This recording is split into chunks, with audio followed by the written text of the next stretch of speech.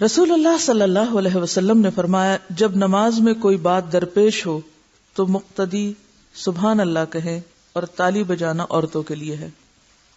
اس کا کیا مطلب ہے کہ امام کو لقمہ دینے کے لیے امام کے جو قریب تر صفیں ہیں نماز کی، وہ کیا کریں؟ سبحان اللہ کہیں۔ جیسے امام بھول رہا ہے تو سبحان اللہ کہیں۔ قرات میں بھولنا اور طرح ہوتا ہے، اس میں قرات ہی بول کر بتائی جاتی ہے، لیکن باقی سٹیپس میں اگر وہ بھول رہا ہے، مثلا ایک کے بجائے 2 رکوع کر رہا ہے یا سجدے ایک ہی کر کے اٹھ گیا، تو ایسی صورت میں کیا ہے کہ سبحان اللہ کہیں اور عورتیں تالی بجائیں۔ اب یہ تالی کس طرح بجائی جائے گی؟ اسی طرح، یعنی کہ جیسے ہے ہاتھ اسی طرح، یہ نہیں کہ ہاتھ کھول کے تو پھر تالی بجانی شروع کر دی جائے، یعنی جیسے کھڑی ہے اسی کے اوپر ہی۔ اب اس میں لمبی حکمتیں ہیں، بخاری پڑھاتے ہوئے میں نے اس پہ کافی ڈیٹیل میں بات کی ہوئی ہے، اس وقت موقع نہیں۔ بات یہ ہے کہ دونوں میں فرق رکھا گیا تاکہ امام کو یہ پتہ چلے کہ پیچھے سے کون کیا بتا رہا ہے، کیونکہ عورت اور مرد کے مزاج میں فرق ہوتا ہے۔ ایک تو دونوں کے ایکشن کو ڈیفرینشیٹ کیا گیا۔ اب جو صف قریب کی ہے وہاں سے اگر کوئی سبحان اللہ کہے تو جلدی پہنچ جائے گا، جو صف پیچھے ہے، دور ہے، یعنی عورتوں کی صف چونکہ پیچھے ہوگی تو وہاں سے ہو سکتا ہے کہ سبحان اللہ ایک عورت کی آواز اتنی نہ ہو یا صحیح ساؤنڈ نہ کرے اس وقت، تو اس کے لیے کہا گیا کہ ایسی آواز ہو کہ جو امام کو الرٹ کر دے، لیکن یہ نہیں کہا گیا کہ عورت چپ رہے، بولنے کا حق نہیں، وہ بھی پارٹیسپیٹ کرے گی لیکن ڈفرینٹ طریقے سے۔ حضرت مسور بن یزید سے روایت ہے کہ ایک دفعہ نبی صلی اللہ علیہ وسلم نے قرات میں قرآن کا کچھ حصہ چھوڑ دیا۔ ایک آدمی نے کہا، آپ نے فلاں فلاں آیت چھوڑ دی، تو آپ نے فرمایا، تو نے مجھے یاد کیوں نہ کروا دیا؟ یعنی امام کو یاد دہانی کرانا ضروری ہے، اور اس میں نبی صلی اللہ علیہ وسلم نے خود اپنی مثال دی۔ اگر آپ اپنے آپ کو پیش کر سکتے ہیں یاد دہانی کے لیے، تو ہم میں سے کسی کے لیے یہ کوئی عیب کی بات ہے؟ اور خواتین اس کو کیوں اتنا مائنڈ کرتی ہیں؟ ان تدل احداہما فتذکر احداہما الاخری، کس قدر جھگڑے اور جلوس اور شور شرابے کہ یہ کیوں کہہ دیا قرآن نے کہ دوسری یاد کرا دے، اور 2 عورتوں کی گواہی کیوں؟ تو یہ صرف سمجھنے کی بات ہے، اور اس میں کوئی حرج نہیں، کیونکہ انسان کا دماغ بہت عجیب طریقے سے کام کرتا ہے۔ ایک ہی آیت آپ کو اتنی اچھی یاد ہو سکتی ہے اور لمحے میں وہ آپ کے دماغ سے غائب ہو سکتی، اور آپ کا اس پہ کچھ بھی کنٹرول نہیں، کوئی حل ہی نہیں، اور دوسرے لمحے بہت اچھے سے یاد بھی رہ سکتی۔ تو اس لیے فائدہ کس میں ہے؟ ایک دوسرے کو یاد کرانے میں، اور ہر انسان کے اندر کچھ ایسی کمزوریاں رکھی گئیں تاکہ وہ دوسروں سے بے نیاز نہ ہو جائے، اسے ہمیشہ دوسروں کی ضرورت رہے۔ عموماً ہمارا ٹرینڈ کیا ہوتا ہے؟ مجھے کسی کی ضرورت نہیں، میرے پاس خود بہت ہے، مجھے اتنا علم ہے، میں اتنا کچھ خود کر سکتی ہوں۔ نہیں، جو کچھ ہے ہمارے پاس امانت ہے، کسی بھی وقت جا سکتا ہے۔ کس چیز پر ہم نے انشورنس کرا رکھی؟ نہیں ہے انشورنس کسی بھی چیز کی۔ وقتی طور پر اگر آپ کوئی طریقے اختیار کرتے بھی ہیں تو ضروری نہیں کہ وہ کام بھی کریں، اس کے باوجود نقصان ہو سکتا ہے۔ یعنی آپ مادی چیزوں کی انشورنس کرا بھی لیں تو حافظے کی انشورنس کرانے کا کوئی طریقہ نہیں ہے۔ علم کی انشورنس نہیں ہو سکتی سوائے اس کے کہ آپ اس کو تازہ کرتے رہیں اور بار بار دہراتے رہیں۔ عورت کی امامت، پہلی صف کے وسط میں دوسری عورتوں کے ساتھ برابر کھڑی ہو کر عورتوں کی امامت کرا سکتی ہے۔ کہاں کھڑی ہو؟ پہلی صف کے درمیان، وسط کا مطلب درمیان میں، دوسری عورتوں کے ساتھ برابر میں کھڑے ہو کر، آگے نکل کے نہیں، اسی لائن میں کھڑے ہو کر عورتوں کی امامت کرا سکتی ہے، مردوں کی نہیں۔ حضرت ام ورقہ فرماتی ہیں، امرہا انت ام اہل دارہا، رسول اللہ صلی اللہ علیہ وسلم نے انہیں حکم دیا کہ وہ اپنے گھر والوں کی امامت کرائیں۔ حضرت ام سلمہ رضی اللہ عنہا عورتوں کی امامت کراتی اور صف کے درمیان کھڑی ہوتی تھی۔ سارے ریفرنس نیچے دیے گئے ہیں اور یہ صحیح احادیث ہیں، یہ دونوں حدیثیں جن کا یہاں ذکر ہے ان کے نیچے ریفرنس ہیں اور صحیح بھی ہیں۔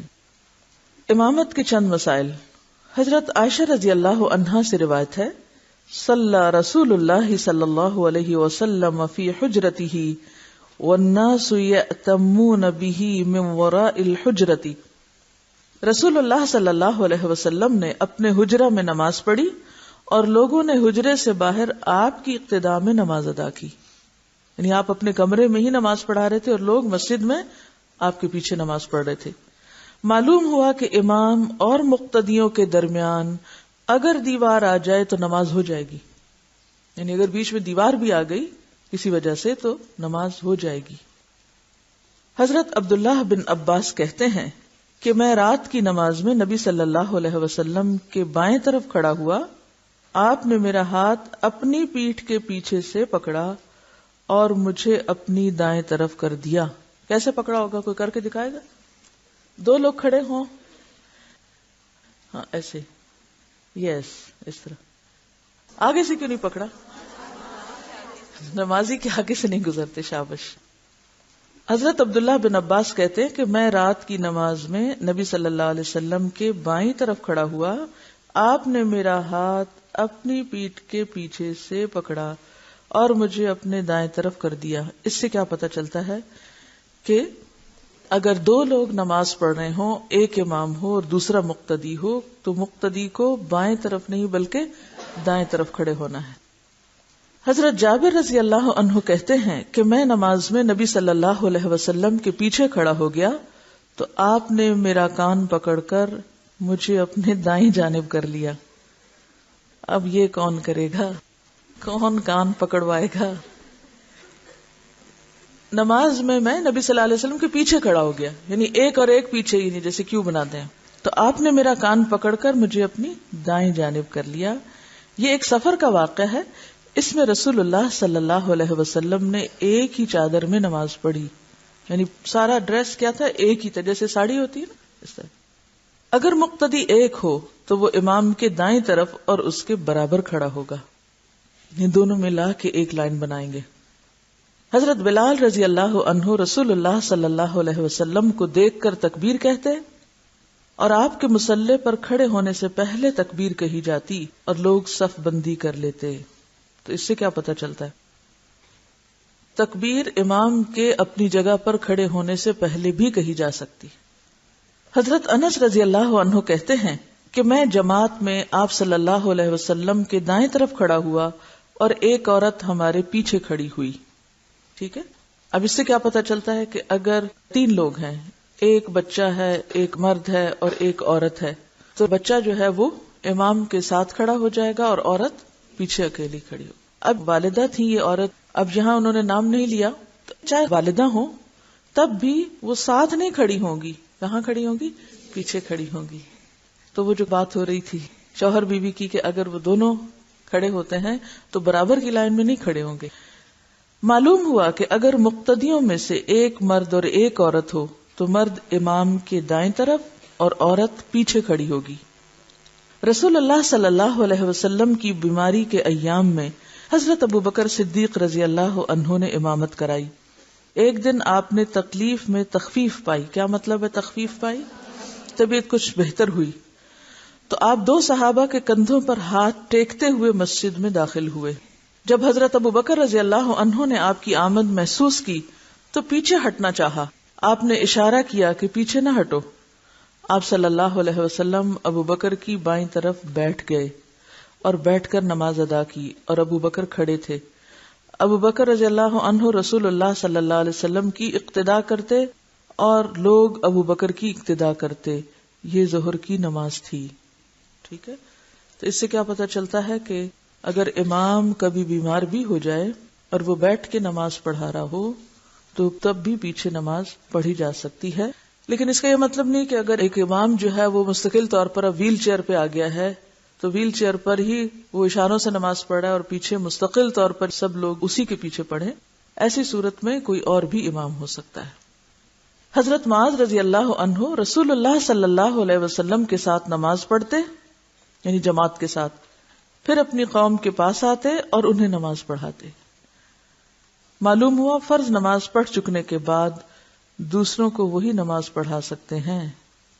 کیا پتہ چلا کہ اگر کوئی خود نفل پڑھ رہا ہو تو اس کے پیچھے پھر فرض بھی پڑھے جا سکتے ہیں. جیسے تراویحاں شروع ہو جائیں مسجد میں اور آپ پہنچے ہیں تو بجائے اس کے کہ آپ الگ کھڑے ہو کے فرض پڑھیں، بہتر ہے کہ آپ امام کے پیچھے شروع کر دیں. امام 2 رکعت کے بعد سلام پھیرے، آپ 2 رکعت اپنی مکمل کر لیں. ٹھیک ہے. اور یہ حدیث بہت مشہور حدیث ہے. اس سے پہلے کبھی سنی آپ نے؟ کیا سنا ہوا اس بارے میں؟ کسی کو پتا ہو کیا کرتے تھے حضرت معاذ؟ پھر کیا ہوا تھا ان کے ساتھ؟ حضرت معاذ کیا کرتے؟ عشاء کی نماز نبی صلی اللہ علیہ وسلم کے ساتھ پڑھتے. آپ کی نماز بھی بعض اوقات تاخیر سے ہوتی.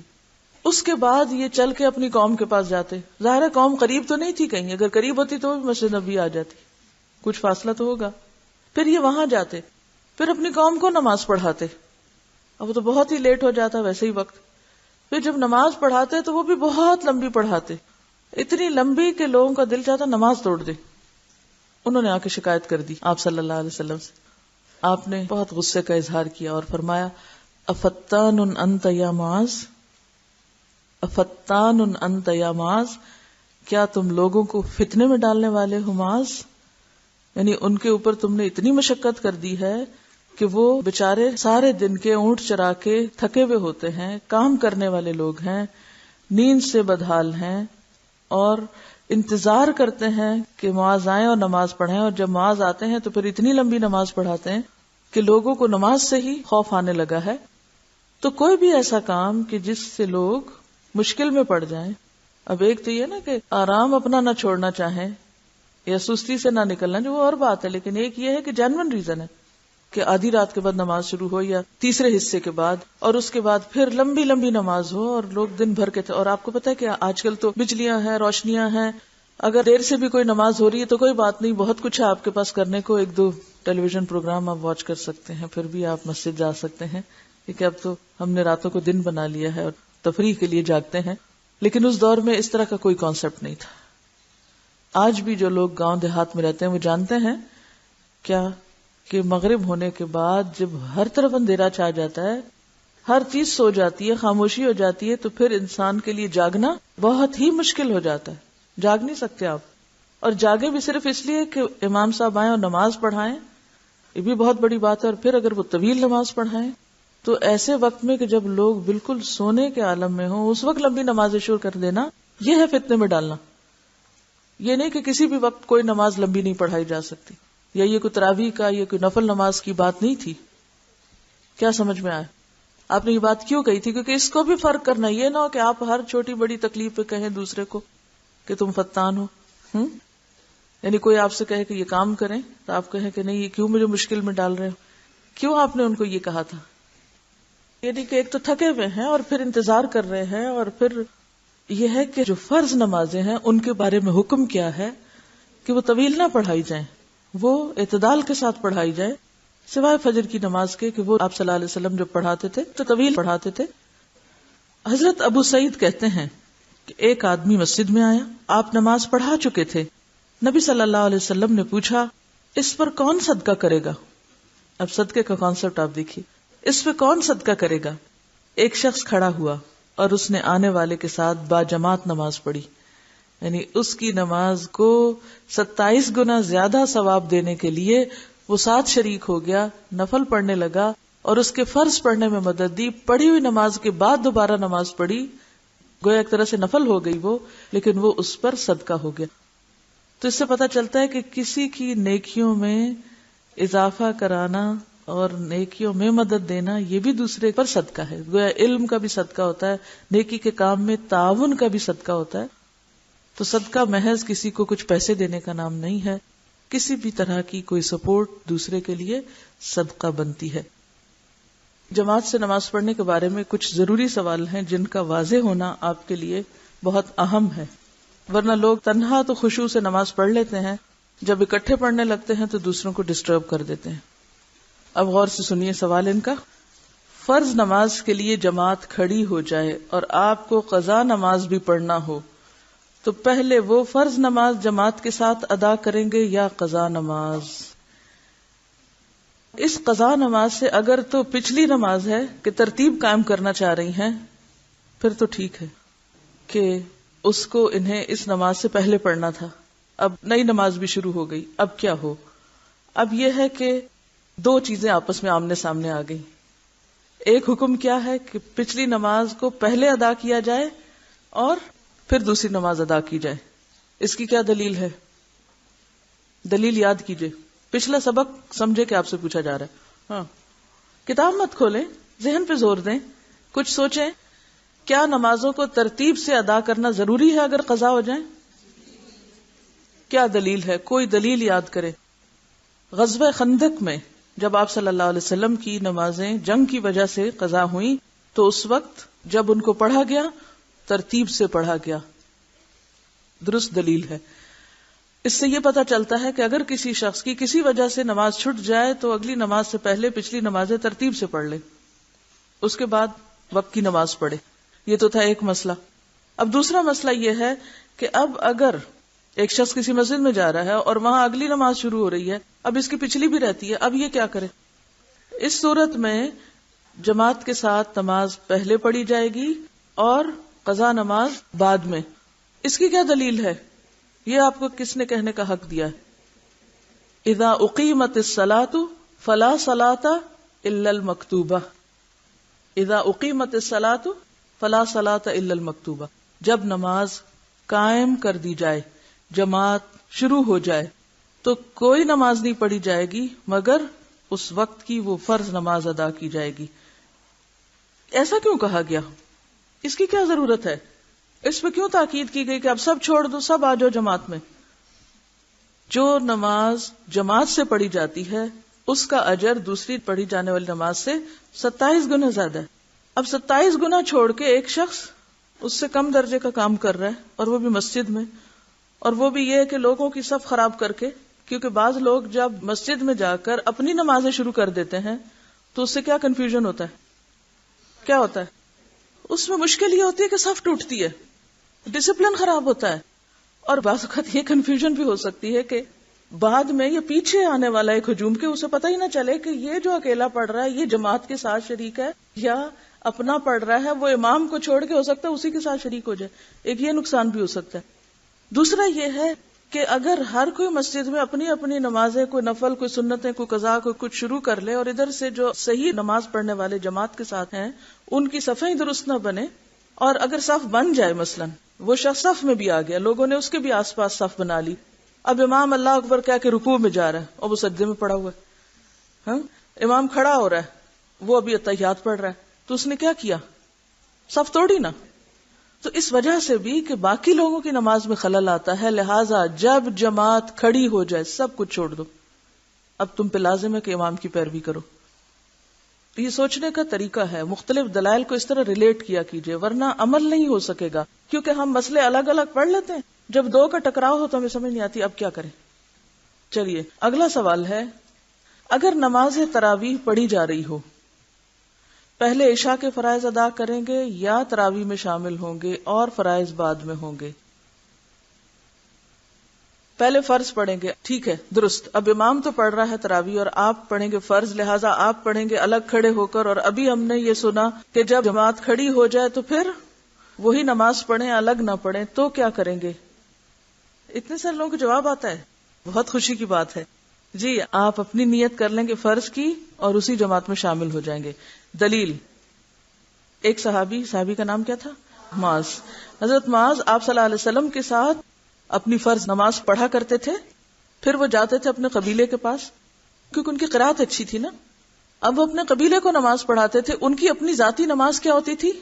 نفل، اور وہ باقی قوم ان کے پیچھے کیا پڑھ رہی ہوتی تھی؟ یہ حدیث معلوم ہے نا، معروف ہے نا۔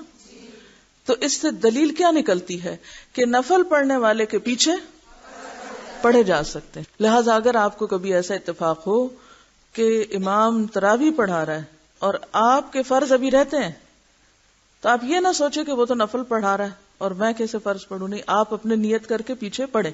جب وہ 2 رکعت کے بعد سلام پھیرے تو آپ کھڑے ہو کر 2 اپنی رکعت پڑھ لیں، وہ 2 رکعت پڑھنے کی اب گنجائش ہے۔ بہرحال بات یہ ہے کہ فرض پڑھنے والا نفل پڑھنے والے کی امامت کر سکتا ہے، اور اسی طرح نفل پڑھنے والا فرض پڑھنے والے کی امامت بھی کر سکتا ہے۔ یہاں حضرت معاذ کی دلیل آپ نے پڑھی، اور دوسرا یہ ہے کہ اگر امام فرض پڑھ رہا ہو اور مقتدی نفل پڑھ رہا ہو تو اس کی دلیل کیا ہے؟ امام تو فرض پڑھا رہا ہے اور پیچھے والا نفل پڑھ رہا ہے۔ ہاں آپ بتائیے، حدیث ہے، دلیل نوٹ کر لیجئے۔ یہ ابو داؤد کی روایت ہے جو حدیث صحیح ہے۔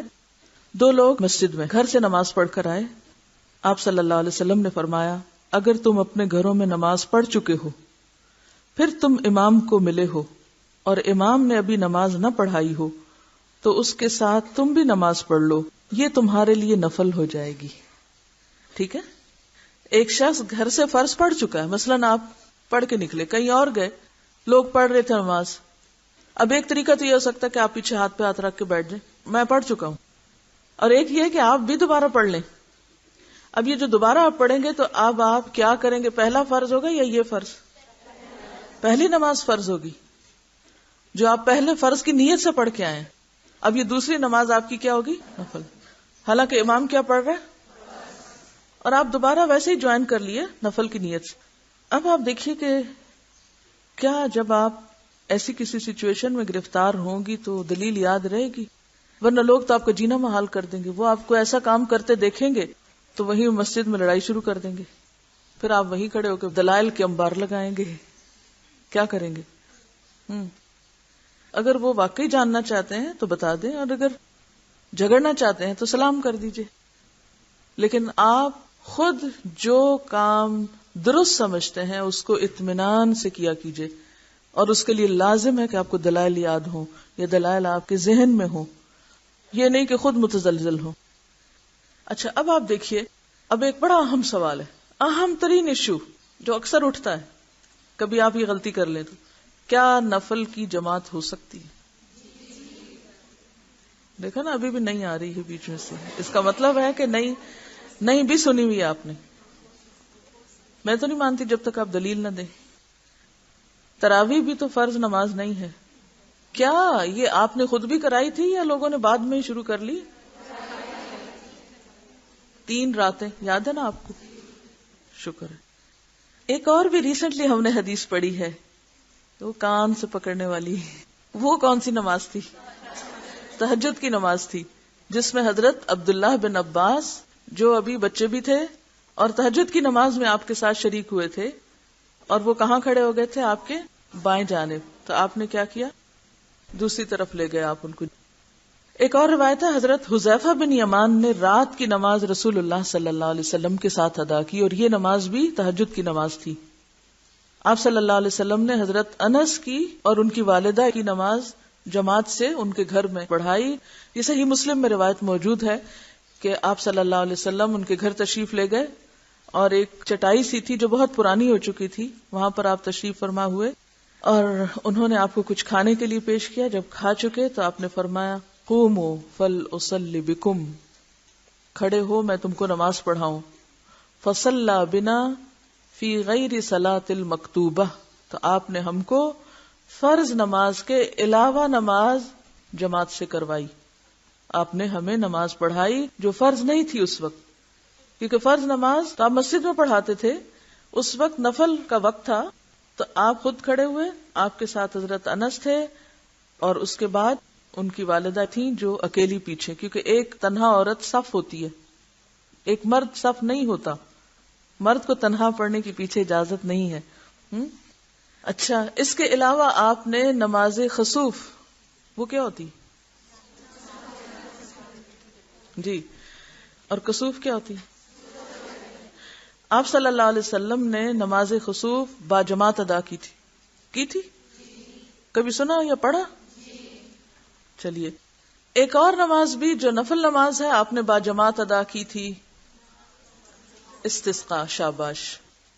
اب بھی کہیے نہیں، نفل کی جماعت نہیں. ٹھیک ہے، ہو سکتی ہے، اتنے سارے دلائل ہیں. ٹھیک ہے، تو پریشان نہ ہوا کریں جب کوئی ایک فتویٰ دے دے آپ کو، تو جب دلائل موجود ہے تو پھر کیا پریشانی. اس میں باضابطہ نمازیں جیسے کسوف، استسقاء، اور عام نوافل جیسے حضرت انس والی روایت اور تراویح، سب چیزوں کی دلائل موجود ہیں. چلیے، ایک اور سوال ہے، اگر نزدیک کی مسجد میں یا ٹی وی پر جماعت ہو رہی ہو تو کیا اس کے ساتھ گھر میں نماز پڑھی جا سکتی ہے؟ آپ نے درست سوال ہی نہیں سنا. اصل میں انہوں نے 2 سوال ایک سوال میں کر دیے. یہ 2 سوال الگ الگ ہونے چاہیے تھے، کیونکہ ان دونوں کے جواب الگ الگ ہیں. ایک ہے آپ کے گھر کے ساتھ مسجد ہے، وہاں سے آواز آ رہی ہے، اور ایک یہ ہے ٹیلی ویژن سے آواز آ رہی ہے. دونوں چیزیں فرق ہیں یا نہیں؟ ہیں یا نہیں؟ تو آپ مفتیہ بنے گی کیسے اگر آپ نے سوال ہی نہ سمجھے لوگوں کے؟ باریک فہم. شعور کس کو کہتے ہیں؟ شعر سے ہے. شعر کس کو کہتے ہیں؟ بال کتنا ہوتا ہے؟ تو شعور کون سی سمجھ ہوتی؟ باریک فہم، جو صرف ظاہری چیزیں نہیں دیکھتی، وہ اندر کی چیز بھی دیکھتی کہ پوچھنے والا پوچھ کیا رہا ہے، کہنے والا کہہ کیا رہا ہے.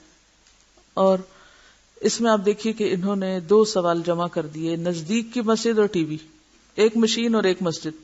اب دونوں کا ایک جواب نہیں کیسے دے دیا آپ نے؟ جہاں تک مسجد کا تعلق ہے تو یہ دیکھنا پڑے گا کہ مسجد کہاں ہے، کتنی دور ہے، متصل ہے، قریب ہے یا بہت دور ہے، آپ کے آگے آ رہی ہے یا کہیں وہ ہٹ کے ہے. تو وہ تو سچویشن پر ڈیپینڈ کرتا ہے. لیکن یہاں ہم بیسیکلی ٹیلی ویژن کی نماز کو لے لیں گے. آپ سب کا متفقہ فتویٰ تھا کہ نہیں ہو سکتی ٹیلی ویژن کے پیچھے نماز. کیوں نہیں ہو سکتی؟ دلیل کسی کو نہیں آتی؟ ٹی وی کے پیچھے نماز کیوں نہیں ہو سکتی؟ کیا وجہ؟ ہاں آپ سیدھا کہیے ٹی وی رکھنا ہی گھر میں منع ہے، لہٰذا اس کے پیچھے نماز ہی کیسے ہوگی؟ یہ جواب نہیں ہونا چاہیے. پھر بتائیے کیا جواب ہے؟ اوقات کا فرق ہو سکتا ہے. مثلا اگر سعودی عرب کی نماز آ رہی ہے تو وہ ہو سکتا ہے 2 گھنٹے کا فرق ہے، یہ بھی ایک وجہ ہے. اور کیا ہو سکتی وجہ؟ شابش سوچئے.